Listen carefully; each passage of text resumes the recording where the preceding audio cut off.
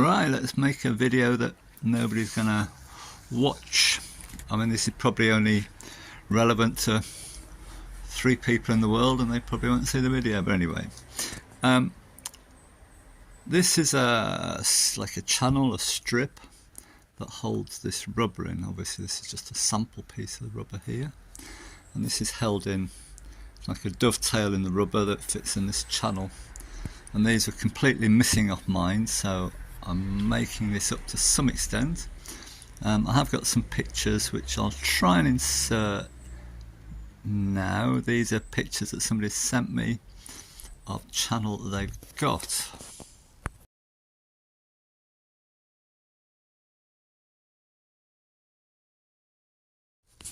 So I was going to try and make these in aluminium, but I don't have any aluminium, but I do have some steel, and they were originally steel. Overcomplicated sort of rubber again, as you might imagine from Fossil. So it seems that the glass slips past this this little lip here and then hits that. Now it's very difficult to sort of poke this in. I mean, it will slide in, but there's nowhere to slide it in from, so I think unless I find out any more information, I'll be cutting opening a slot probably underneath here, because this runs all the way under here. Cut a slot in the channel that I can slide it in and just force in the last bit, because this bottom bit doesn't actually seal on anything. It's only this that seals. Where are we? This that seals against the glass, and then I think this sort of channel in the rubber here. Try and get a close up. This channel in the rubber here, as it goes underneath, it just catches any water and runs it away. I think that's all it's there for. So I'll show you how I've made that. Right, here we go. Here's some samples that I've made up. Different widths, trying to find the best one. And the piece of steel I'm using is, I've decided, 24mm wide, 0.8mm. Now the longest length I think is about 1.15 meters, which is a bit unwieldy to handle, so I'm doing them in lengths of about 750. So the 2 long lengths I'll have to join, but 750 will do that curved bit around the A post. And I have got a large sheet metal bender, which is that one there. Weighs a ton, but it won't actually grip small stuff. The clamping force isn't enough, and it bounces out. So back to the old-fashioned way of 2 pieces of angle iron.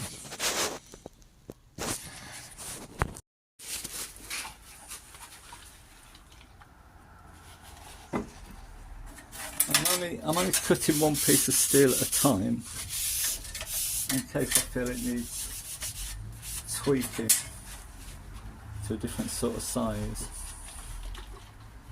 You find that each one that you make is slightly different than the previous. I'm just trying to improve on each one.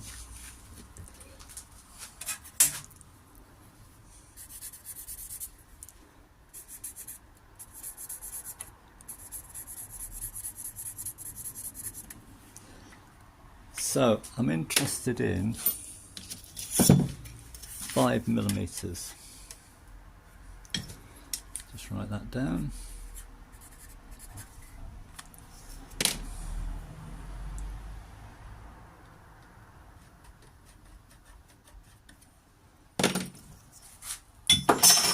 That's my first mark. Now I don't feel that measurement is absolutely critical. It's the gap between the 2 bends that I think is important.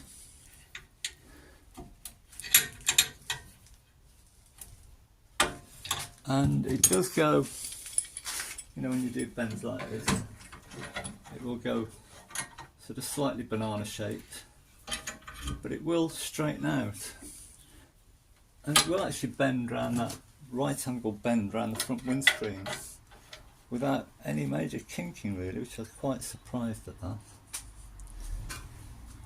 And my folding bars here aren't quite long enough,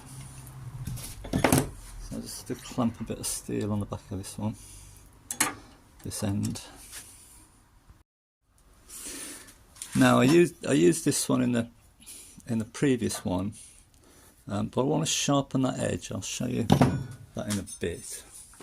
But I've got another one here which is blunter, which I shall use to cut the edge over.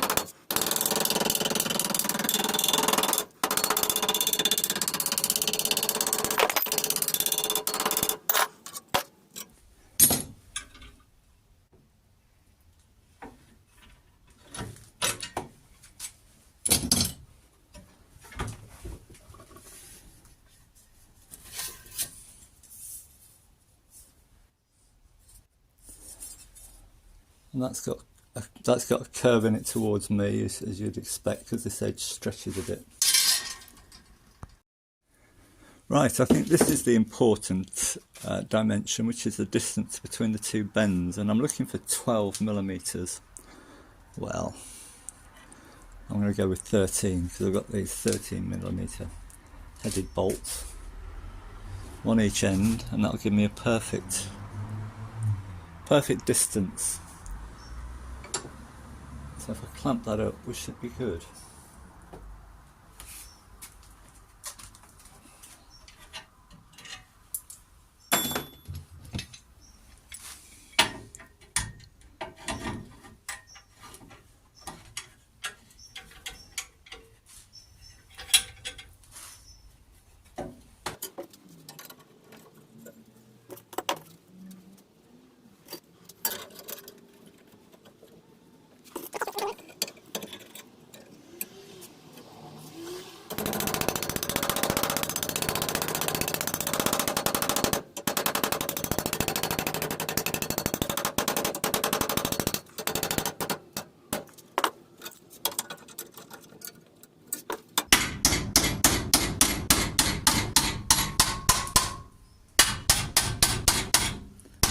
Of course, you can't go all the way. Oops, you can't go all the way on that bend.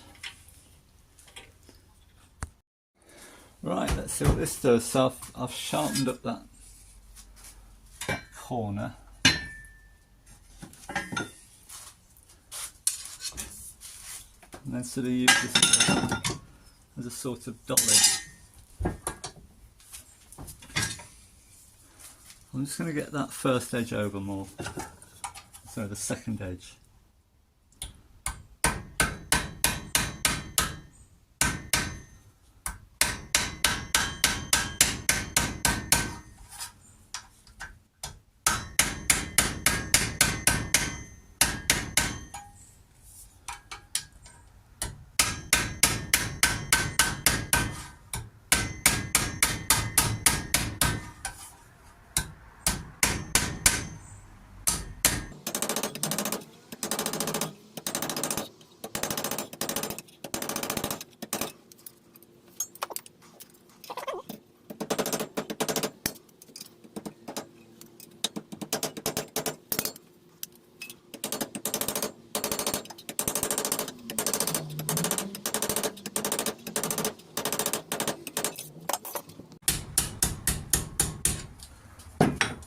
And that's gone really, really wonky, so I'm going to straighten that out now before I go any further.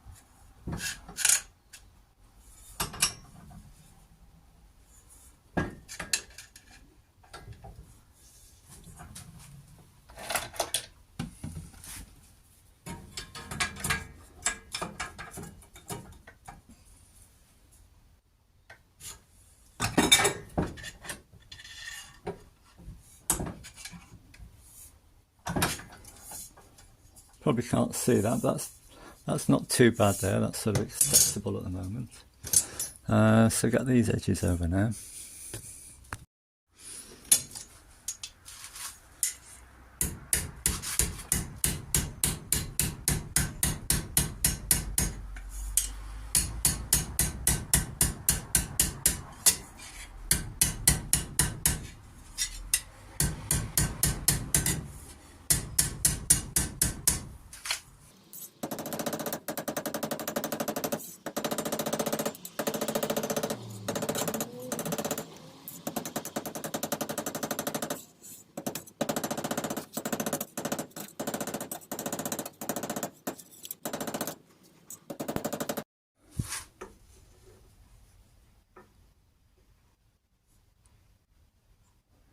Well, that's sort of getting there.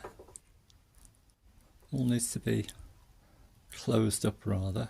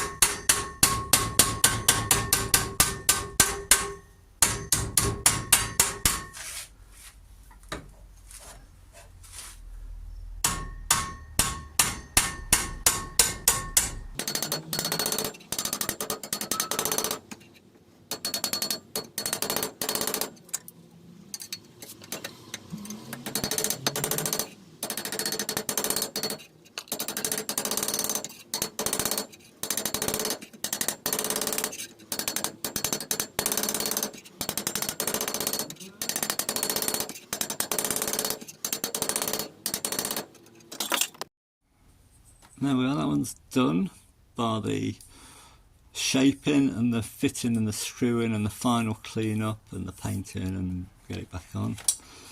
And here's my sample of rubber, and I will be finding a way to slide this on. Just trying to force it on through the sides is nigh on impossible, I think. That's a really good fit. Tightens up in places. I'm hoping that once we get a long length of this in, it will actually slide through there, but with some lube on, I think that'll go. So I've got a final clean up which will take a little bit more off. I did have to run a grinder along these edges because they're a little bit long. But there we are, another three to go, and then join two of them together. Of course, the more you do, the quicker you get. I've just timed myself on that one. That took me 20 minutes, and that's pretty much there. Still needs cleaning up, but that is pretty straight, and the rubber fits. So ready for fitting, trial fitting, cleaning up. You can buy these in France, but for me to try and get these from France would be a blinking nightmare. So there we are, so I've still got to join them together. So one more to do.